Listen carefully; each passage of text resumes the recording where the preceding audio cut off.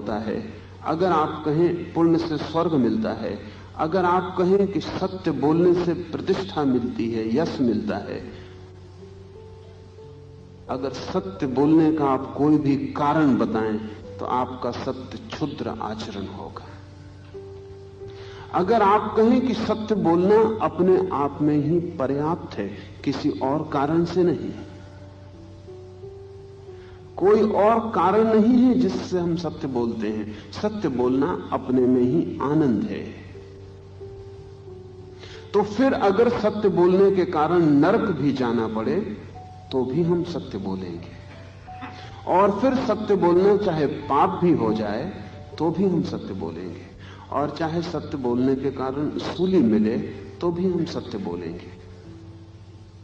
लेकिन तब हमारे क्षुद्र आचरण की बड़ी कठिनाई हो जाएगी। हम सत्य बोलते हैं स्वर्ग जाने के लिए, और इसीलिए चूंकि स्वर्ग संदिग्ध हो गया, सत्य बोलने वाले जगत में कम हो गए। स्वर्ग अब संदिग्ध है, आज से 1000 साल पहले संदिग्ध नहीं था।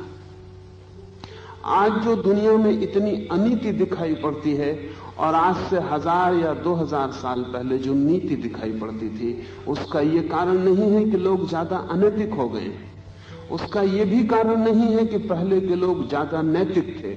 उसका कुल कारण इतना है कि पहले की नीति जिन आधारों पर खड़ी थी वे संदिग्ध हो गए हैं। जो लाभ हो सकता था 2000 साल पहले निश्चित मालूम पड़ता था, आज वो निश्चित नहीं रहा है।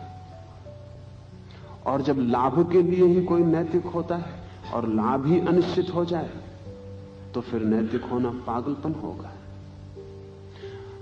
2000 साल पहले स्वर्ग इतना ही निश्चित था जितनी ये पृथ्वी, शायद इससे भी ज्यादा निश्चित था। पृथ्वी तो थी माया, असत्य, स्वप्न। स्वर्ग था सत्य, नरक था सत्य। पृथ्वी के जीवन से भी ज्यादा वास्तविकताएं थी उनमें।